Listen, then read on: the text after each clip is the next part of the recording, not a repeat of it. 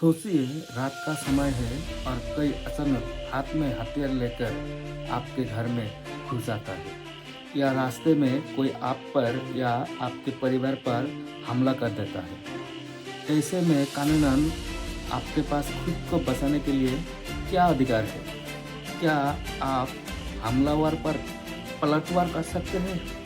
और क्या पलटवार में उसकी जान चली जाए तो पुलिस आपको जेल भेज देंगी? नमस्कार दोस्तों, पहले ये सब हमें आईपीसी की धारा 96 से 106 में मिलते थे, लेकिन भारत के नए कानून यानी भारतीय न्याय संहिता आने के बाद अब ये सब नियम बदल चुके हैं। लेकिन आज की वीडियो में हम बहुत ही आसान भाषा में समझेंगे कि नए कानून के तहत सेल्फ डिफेंस यानी कि आत्मरक्षा का कितना अधिकार मिला है और इसकी लक्ष्मण रेखा क्या है। बीएनएस की धारा 130 साफ कहता है कोई भी बात अपराध नहीं है जो कि प्राइवेट प्रतिरक्षा यानी कि सेल्फ डिफेंस की अधिकार में की गई हो।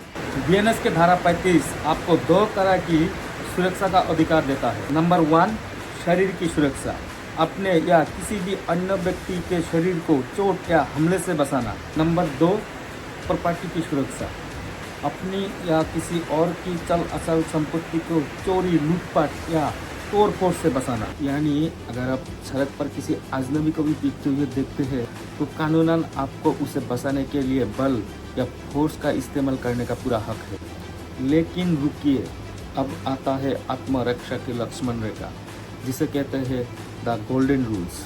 कानून आपको ढाल दी है, तलवार नहीं। इसका मतलब ये है कि आप सेल्फ डिफेंस के नाम पर अपनी मर्जी से कुछ नहीं कर सकते। बीएनएस के सेक्शन 37 इसके लिए कुछ बेहद ज़रूरी शर्त तय करती है। नंबर 1, जितना ज़रूरत उतना ही बल। इसे कहता है प्रोपोर्शनल फोर्स। इसका मतलब ये है कि अगर कोई आपको थप्पड़ मारने आता है तो आप उस पर सीधा गोली नहीं चला सकते। कानून कहता है कि खतरा टालने के लिए जितना बल की आवश्यकता है सिर्फ उतना ही इस्तेमाल करें। नंबर 2, पुलिस की मदद का समय। अगर आपके पास इतना समय है कि आप पुलिस को बुला सकते हैं या किसी सरकारी अधिकारी की मदद ले सकते हैं तो आप खुद कानून हाथ में नहीं ले सकते। नंबर 3, बदला लेना सेल्फ डिफेंस नहीं है। अगर हमलावर भाग चुका है और खतरा खत्म हो चुका है तो उसके पीछे भागकर उसे पीटना आत्मरक्षा नहीं है, बल्कि बदला माना जाएगा और आपके खिलाफ केस भी दर्ज हो सकता है। अब आते हैं सबसे बड़े सवाल पर, क्या आत्मरक्षा में किसी की जान भी ली जा सकती है?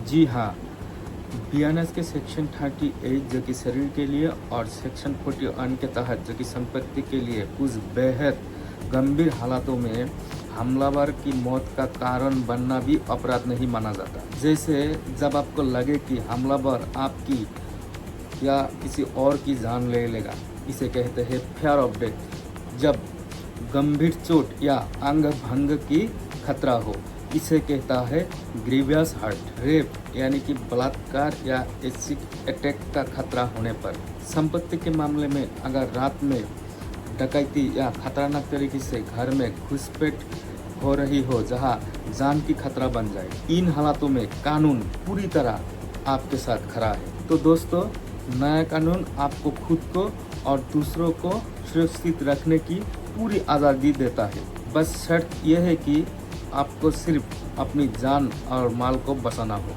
ना कि किसी से दुश्मनी निकालना। कानून की ये जानकारी हर भारतीय को होनी चाहिए। अगर आपको ये वीडियो मददगार लगा तो इसे अपने दोस्तों और परिवार के साथ जरूर शेयर करें। वीडियो को लाइक करें और ऐसे ही लीगल अपडेट्स के लिए हमारा चैनल को सब्सक्राइब करने ना भूलें। तो सुरक्षित रहिए, जागरूक रहिए। जय हिंद।